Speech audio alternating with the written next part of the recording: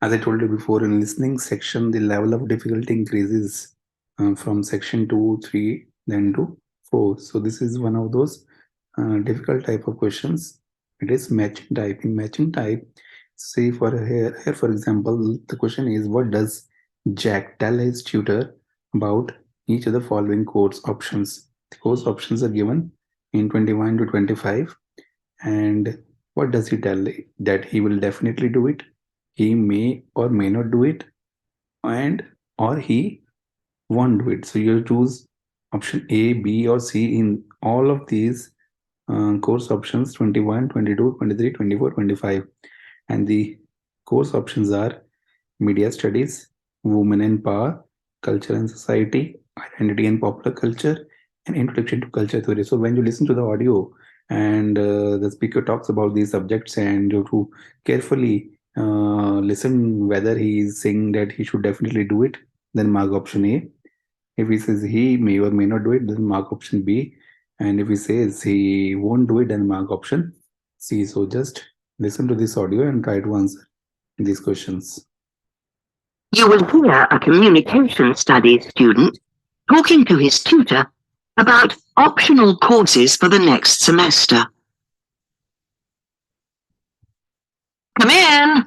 Oh, hello, Jack. Have a seat. Right. You said you wanted to see me to talk about your options next semester? That's right. We have to decide by the end of next week. Really, I'd like to do all 5 options, but we have to choose 2, don't we?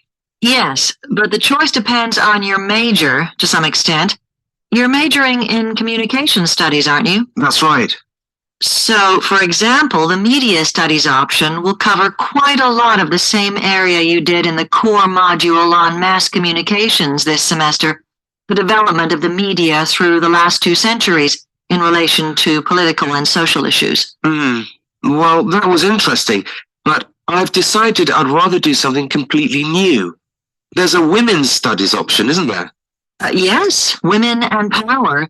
Again, it has a historical focus. It aims to contextualize women's studies by looking at the legal and social situation in the 19th and early 20th centuries. So it would be useful if I intended to specialize in women's studies, but I'm not sure I do actually.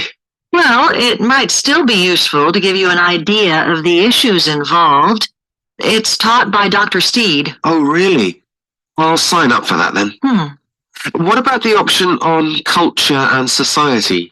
That addresses the historical debate on the place of culture since the Industrial Revolution in Britain. So a historical focus again.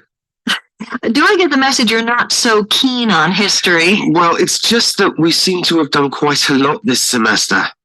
Anyway, I'll think about that one.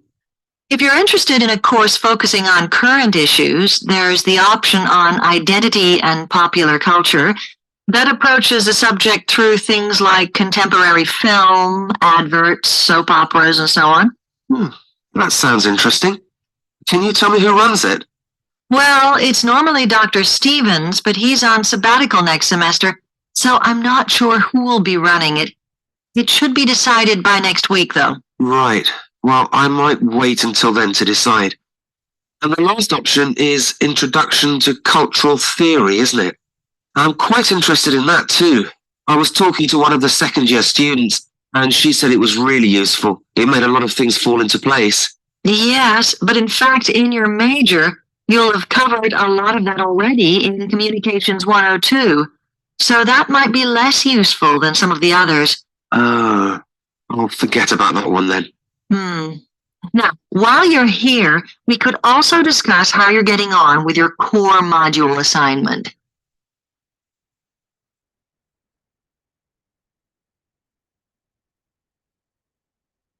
So okay, mark your answers and see how many you make it correct.